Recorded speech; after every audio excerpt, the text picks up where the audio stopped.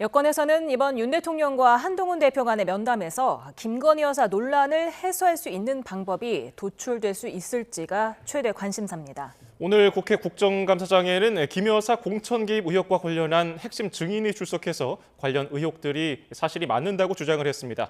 국회 취재기자 연결합니다. 홍민기 기자.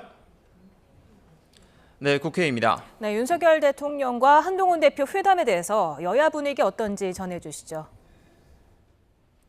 네, 오늘 회담에 대해 국민의힘 내에선 긴장감이 역력한 모습입니다. 이번 회담을 통해 여권 내 최대 악재로 떠오른 김건희 여사 논란이 해소되면 당정이 화합하는 계기가 될 수 있지만 만약 빈손 회담에 그치면 세 번째 김 여사 특검법 표결을 앞두고 민주당의 공세에 맞서기 어렵다는 위기감도 감돌고 있습니다. 김종혁 최고위원의 오늘 아침 회의 발언 들어보시겠습니다.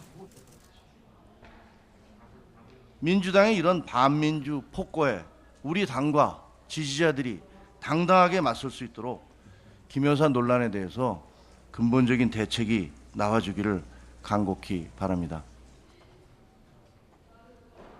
네, 친윤계로 분류되는 김민전 최고위원은 김 여사 특검을 받아들이는 대신 민주당 이재명 대표의 부인 김혜경 씨와 문재인 전 대통령 부인 김정숙 여사 특검을 제안해달라고 요청하기도 했습니다. 친한계를 중심으론 결국 논란을 매듭지을 책임은 용산 대통령실에 있다는 지적도 나오고 있습니다.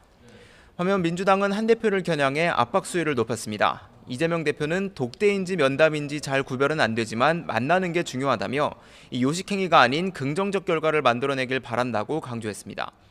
박찬대 원내대표도 한 대표 압박에 가세했는데요. 오늘 아침 회의 발언 들어보시겠습니다.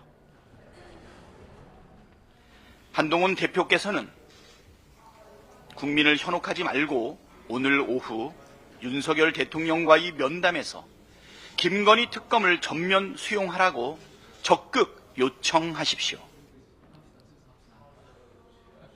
네, 이 대표는 또 기회가 되면 야당 대표와도 한번 만나길 기대한다고 말했는데 조금 전 한 대표가 이를 수용하면서 두 번째 여야 대표 회담을 예고했습니다. 예, 그리고 오늘 국정감사에는 여권의 공천 개입 의혹과 관련한 핵심 인물이 출석했죠? 네, 국회 법제사법위원회 대검찰청 국정감사에는 공천 개입 의혹을 제기한 핵심 인물 강혜경 씨가 증인으로 출석했습니다.